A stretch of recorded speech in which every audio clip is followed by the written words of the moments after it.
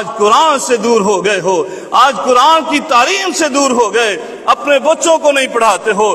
یہ بچے اسی لیے تو نافرمان ہو گئے۔ یہ قرآن کی تعلیم دی ہوتی، ان کو پتہ ہوتا کہ یہ قرآن ہمیں بتاتا ہے وَقَضَىٰ رَبُّكَ أَلَّا تَعْبُدُوا إِلَّا إِيَّاهُ وَبِالْوَالِدَيْنِ إِحْسَانًا، والدین کے ساتھ احسان کرنا ہے، اور احسان بھی کس طرح کا؟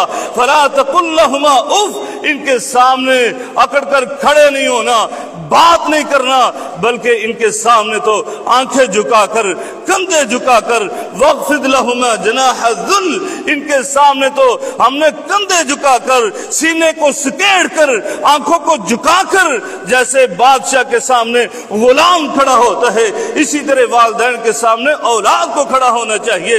یہ قرآن نے تو ان کو بتانا تھا، اور قرآن نے کہا تھا فَلَا تَقُل لَّهُمَا اُفٍّ۔ اگر ان کی بات میں ناگوار لگے، یہ بوڑھے ہو گئے، یہ پرانے لوگ ہیں، تم جدید علم کو حاصل کرنے والے، اور تمہاری عقلیں بڑی تیز ہو چکی ہیں، تمہیں لگتا ہے یہ پرانی باتیں کر رہے ہیں، تم تو نئے دور کے باسی ہو، اور اس لیے تمہیں ان کی باتیں پرانی لگتی ہیں، تمہیں ناگوار لگتی ہیں۔ تب بھی کہا تم نے اپنے چہرے پر شکن بھی نہیں پڑنے دینا۔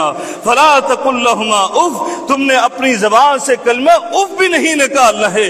یہ قرآن کی تعلیم دلاتے تو ان کو پتہ چلتا ہمارے والدین کا، ہمارے والدین کی عزت و عظمت کیا ہے۔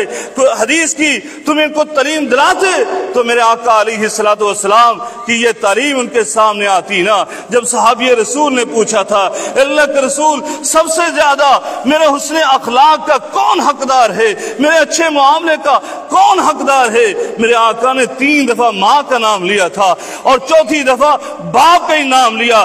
دنیا میں کسی اور کو ذکر ہی نہیں کیا ہے، بلکہ والدین کا نام لیا تھا۔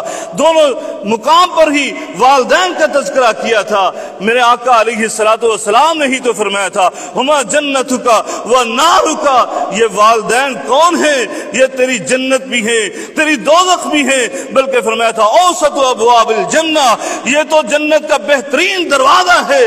یہ قرآن و حدیث کی تعلیم نے ان کو سکھانا تھا۔ آج تم خود بھی قرآن و حدیث سے دور ہوئے، اپنی اولاد کو بھی دور کیا، اور آج پھر بات تو یہ ہونی تھی کہ وہ معزز تھے زمانے میں، مسلمان ہو کر تم ذلیل و خوار ہوئے تارک قرآن ہو کر، کیونکہ میرے آقا نے بھی فرمایا تھا ان اللہ یرفع بہذا الکتاب اقواما ویضع بہ آخرین، یہ قرآن کے ساتھ اللہ قوموں کو عروج عطا فرماتا ہے، اور اسی قرآن کی وجہ سے قوموں کو ذلت و رسوائی کی اتھاہ گہرائیوں میں گرا دیا جاتا ہے۔